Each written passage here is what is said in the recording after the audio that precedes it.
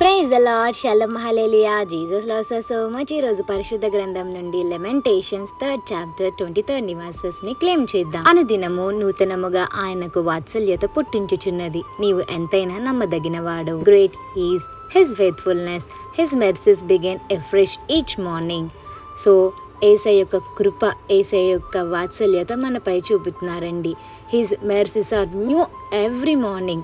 వాత్సల్యత అంటే యేసయ్య కరుణ, యేసయ్య దయ, యేసయ్య ప్రేమ ఎవ్రీడే మనపైకి చూపిస్తున్నారు. అండ్ మన జీవితంలో ఇంకొక డే ఎలా అయితే ఎక్స్టెండ్ చేస్తున్నారు యేసయ్య, ఆయన ప్రేమ, ఆయన కరుణ, ఆయన దయ మన పైన అలానే చూపిస్తున్నారండి. చిన్న బేబీస్ తెలియకుండా వాళ్ళ బట్టలకి అంటించేసుకుంటే తల్లి అలాగే ఉంచేది కదా. ఆ బట్టల్ని తీసి క్లీన్ చేసి ఇంకొక వస్త్రాన్ని ధరింపచేస్తుంది కదా. మీరు పాపంలో ఉండిపోతే మిమ్మల్ని విడిచిపెట్టి వెళ్ళిపోరండి. యేసయ్య తన రక్తంతో మిమ్మల్ని కడిగి మీకు నూతన వస్త్రాన్ని ధరింపజేస్తారండి. ఎందుకంటే మన యేసయ్య పరిశుద్ధమైన దేవుడు. అలాగే మనల్ని కూడా పరిశుద్ధంగా ఉంచాలనే యేసయ్య ప్రయత్నిస్తారు.